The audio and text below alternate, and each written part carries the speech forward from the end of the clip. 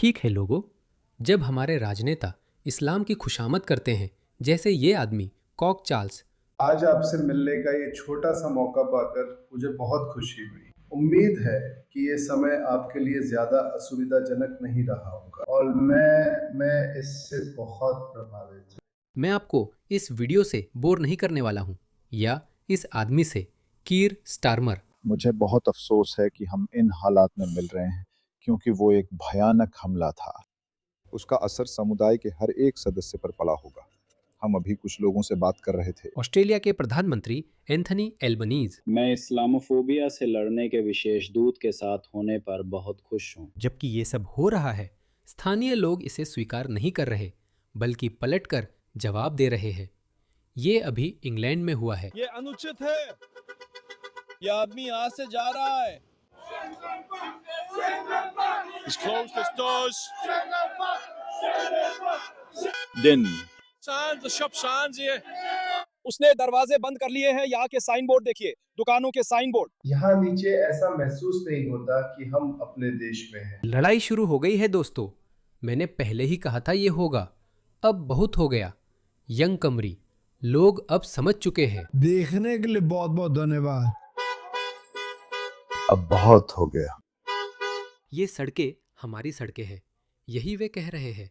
देखो, इस जगह की हालत देखो, दुकानों के साइन बोर्ड देखो।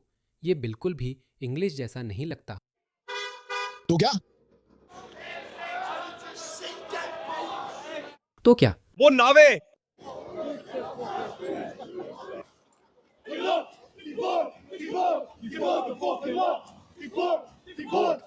निर्वासित करो, निर्वासित करो। और प्रभावी और कुशल। बस एक अनाड़ी। हमारे भ्रष्ट बिकाऊ राजनेताओं द्वारा इस्लामवादियों और तीसरी दुनिया के लोगों की कितनी भी चापलूसी कर ली जाए, इससे कुछ नहीं बदलने वाला। पश्चिमी लोग जाग रहे हैं, मूल निवासी जाग रहे हैं। बहुत ज्यादा लोगों को चाकू घोंपे गए हैं, उनके साथ बलात्कार हुआ है और वे आतंकी हमलों में उड़ा दिए गए हैं। अब बहुत हो गया दोस्तों। मैं चलूंगा। बहुत बहुत धन्यवाद देखने के लिए। वे क्यों मरे? क्या यही संदेश है? मैं इस समूह को नहीं जानता, मुझे नहीं पता ये लोग कौन हैं, मुझे नहीं पता ये किस बात का समर्थन करते हैं। लेकिन मोर बुरे आदमी पलटवार करो। यही तो वे कह रहे हैं। क्या होने वाला है?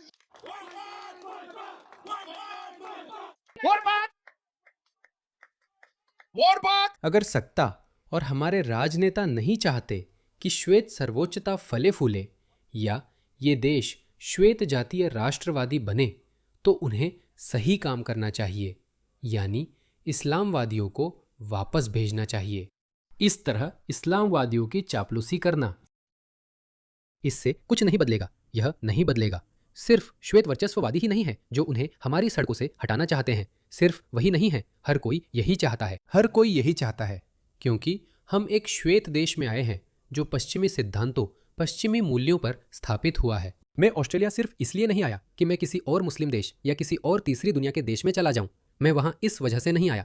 इसे देखिए, हमारे राजनेता हमेशा उनकी खुशामद करते रहते हैं। इसे देखिए, ये क्रिस मिन्स हैं। ये न्यू साउथ वेल्स के प्रीमियर है। न्यू साउथ वेल्स एक राज्य है जिसमें सिडनी आता है। क्रिस मिन्स ने मुस्लिम समूह को करदाताओं के धन से $1 मिलियन दिए ताकि वे इस्लामोफोबिया की शिकायतों के लिए सहायता लाइन शुरू कर सके। हाल ही में एंथनी एल्बनीजी ने इस्लामोफोबिया से लड़ने के लिए $66 मिलियन दिए।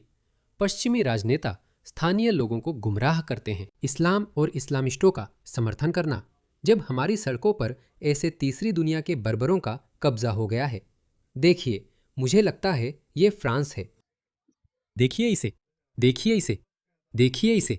क्या अब यह आपको कोई सभ्य पश्चिमी देश लगता है? देखिए इसे, ट्राम को पीट रहे हैं। देखिए, देखिए इसे, सार्वजनिक संपत्ति को नष्ट कर रहे हैं। देखिए, सिर्फ मजे के लिए। यह पहले ही डिस्टोपिया बन गया है। हे भगवान, वो देखो, उन्होंने इसे नष्ट कर दिया, तोड़ दिया, बिना किसी वजह के। हमारे पास सिर्फ बिकाऊ पश्चिमी राजनेता ही नहीं है, बल्कि हमने मुस्लिम राजनेताओं को भी बढ़ावा दिया है। अब वे हम पर राज कर रहे हैं। और हमारे पास ये गोरी औरतें भी हैं। इसे देखो, ये गोरी औरत मुस्लिम अजान सुनती है, अल्लाहु अकबर की चीखें, वो भयानक, वो बेहद भयानक, कान फाड़ देने वाली आवाज। वो सुनती है, रोती है और पूछती है, क्या मुझे धर्म बदलना चाहिए? हाँ, धर्म बदल लो और अफगानिस्तान चले जाओ, फिर हम तुम पर पंगा लो, नतीजा भुगतो वाला वीडियो बनाएंगे।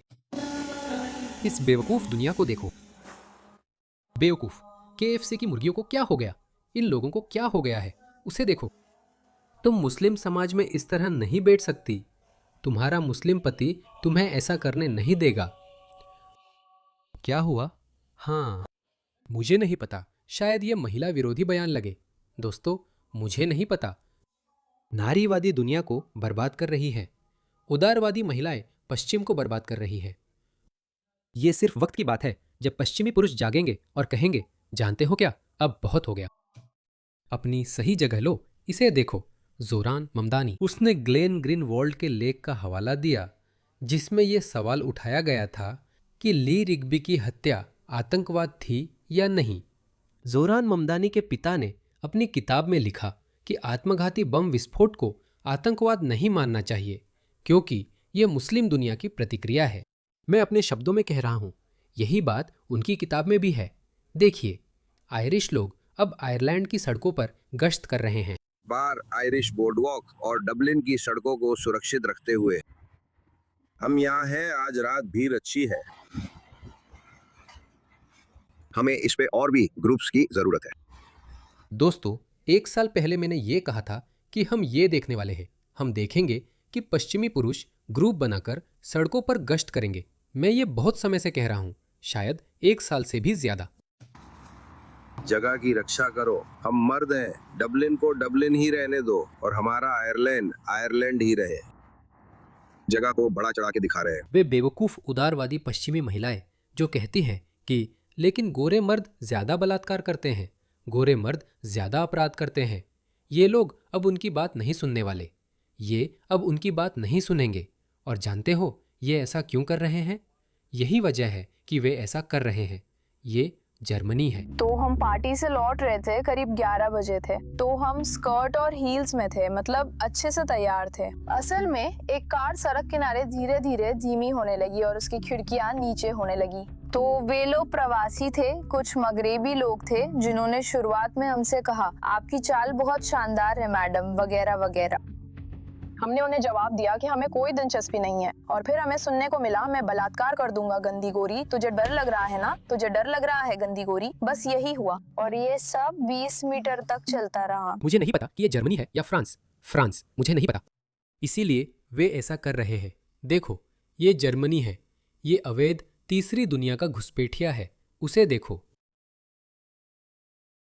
इसी वजह से अब गोरे आदमी सड़कों पर गश्त कर रहे हैं। क्या आप और देखना चाहते हैं? उसे देखो। सिर्फ मजे के लिए इस बूढ़े आदमी को परेशान कर रहे हैं। एक वोक व्यक्ति कहेगा, देखो, लेकिन उनका कोई बुरा इरादा नहीं था। देखो, उन्होंने उसे सीधे नीचे गिरने नहीं दिया, उन्होंने फिर भी उसके गिरने को थोड़ा नरम बना दिया। क्या आप और देखना चाहते हैं? इसी वजह से अब पुरुष सड़कों पर गश्त करना शुरू कर रहे हैं। मैंने कहा था कि ऐसा होने वाला है। ये एक फ्रेंच महिला है जिसे परेशान किया जा रहा है।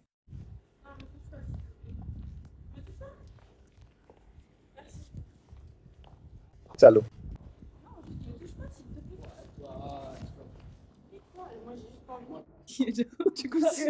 भाई आवाज करो।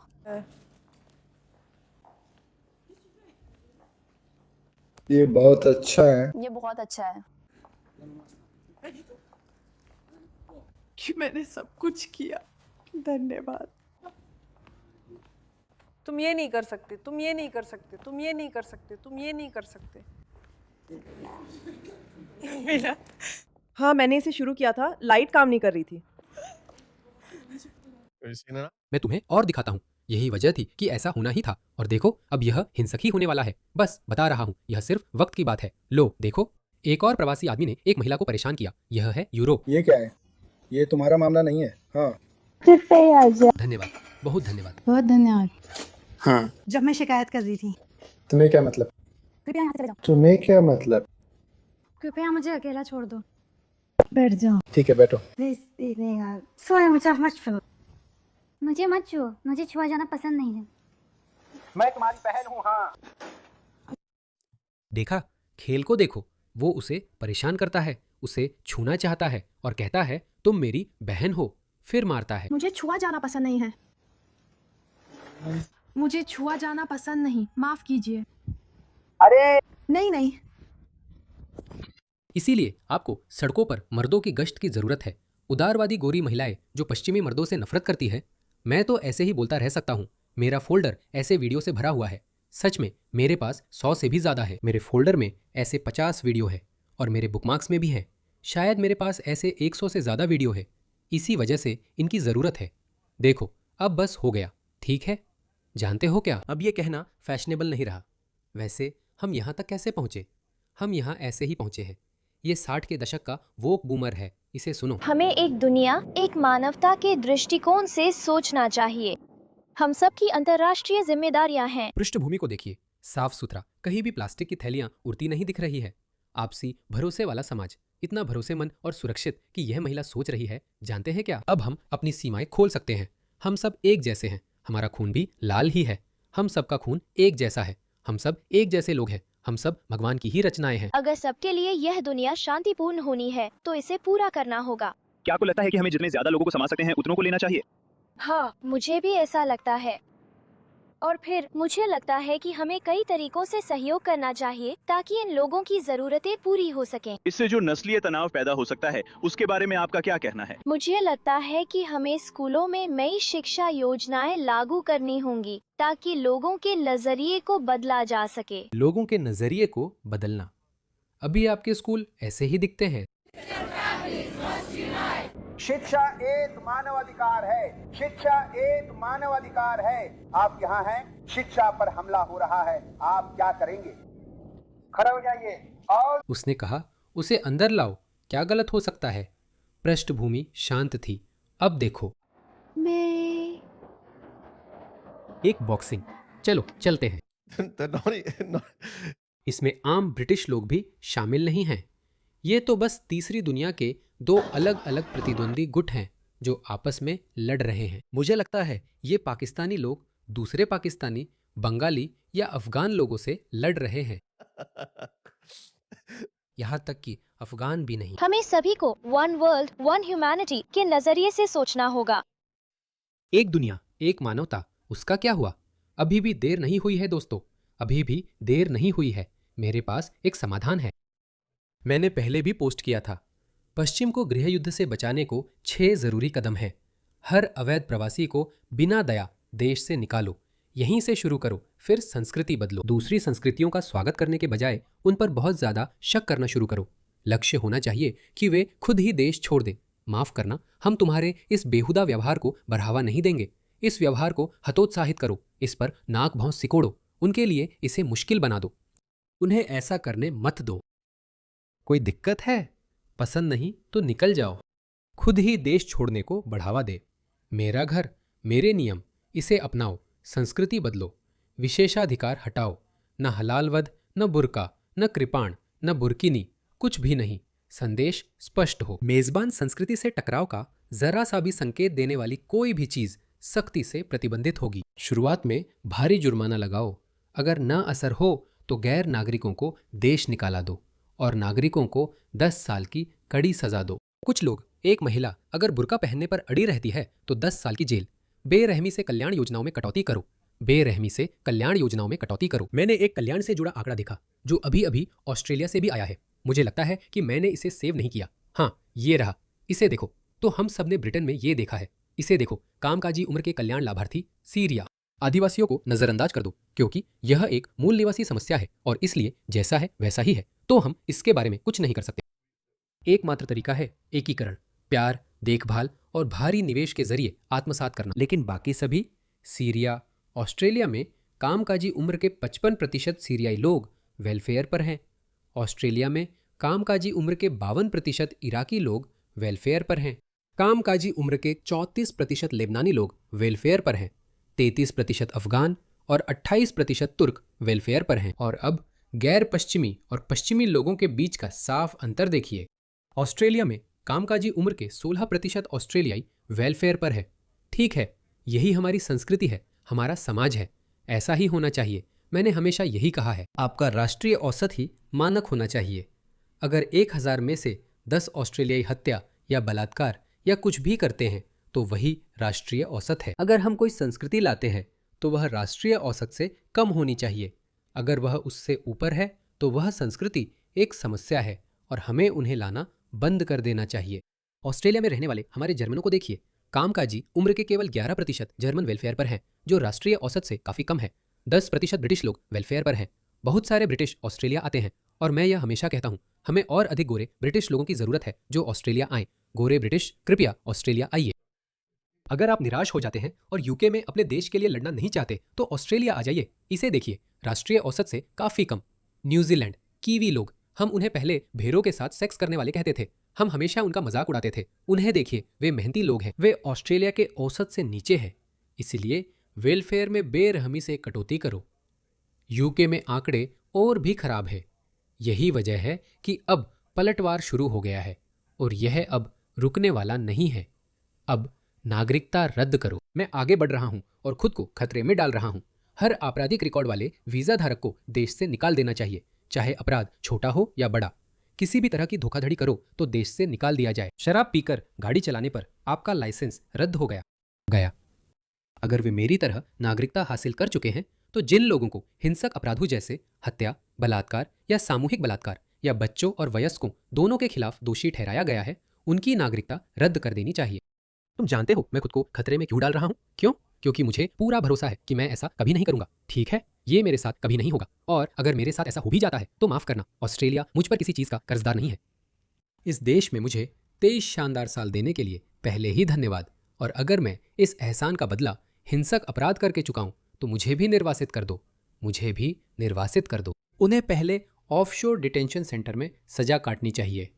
हमारे पास कई द्वीप हैं, क्रिसमस आइलैंड भी वापस लाओ। व्यक्तिगत तौर पर मैं मौत की सजा चाहता हूं, लेकिन अभी निर्वासन और 3 स्ट्राइक नियम से सहमत हूं। ठीक है, नागरिकता हासिल कर चुके लोग जिन्हें धोखाधड़ी, हमला या अन्य अपराधों जैसे छोटे अपराधों में दोषी पाया गया है, उन्हें 3 स्ट्राइक नियम का सामना करना चाहिए। तीसरी बार के बाद उनकी नागरिकता रद्द कर दी जाए। देखना लोग कैसे लाइन में आ जाएंगे। दोस्तों देखो, लोग कितनी जल्दी लाइन में आ जाएंगे। हमें इसकी ज़रूरत है।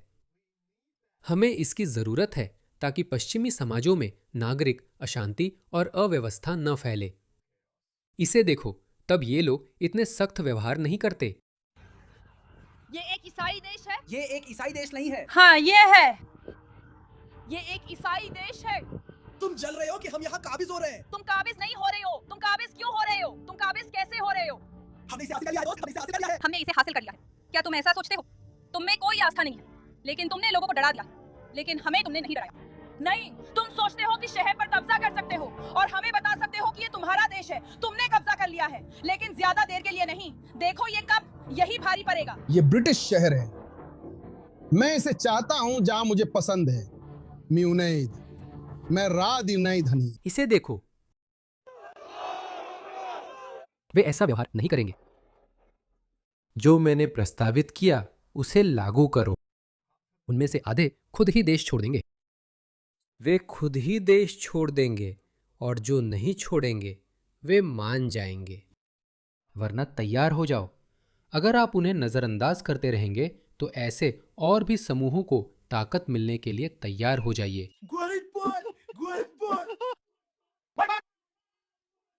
गोरे मर्द पलटकर लड़ेंगे। आप अपने समाजों को फांसीवाद की ओर धकेल रहे हैं, क्योंकि बिगड़े हुए समाजों से मजबूत आदमी उभरते हैं। जब आपकी संस्थाएं काम करना बंद कर देती हैं, जब आपके राजनेता सुनना बंद कर देते हैं, तब मजबूत आदमी उभरते हैं जिनके पास बेकाबू ताकतें होती है, अकल्पनीय ताकतें होती है, क्योंकि वे आते हैं और कहते हैं, देखो मैं इसे ठीक कर सकता हूँ, मैं इसे ठीक कर सकता हूँ। सच में मैं तो ये हमेशा कहता हूँ, अगर मैं 1 साल के लिए ब्रिटेन का तानाशाह बन जाऊं, बस देखते जाइए, मैं सब कुछ ठीक कर दूंगा। मैं बेरहमी से काम करूंगा, लेकिन सब कुछ ठीक कर दूंगा। मैं हिटलर नहीं बनूंगा, लेकिन आप जानते हैं, कौन जानता है, कौन जानता है, कौन जानता है, आखिरकार कोई कहां पहुंचता है। तो बिगड़े हुए समाज तानाशाहों और अतिवाद को जन्म देते हैं। अगर आप समाज को कट्टरता से बचाना चाहते हैं तो सही काम करें। जो मैंने अभी गिनाए वो 6 विकल्प उनमें बस एक अच्छी मजबूत राजनीतिक इच्छा शक्ति चाहिए, बस इतना ही। ये इतना मुश्किल नहीं है, ये इतना मुश्किल नहीं है।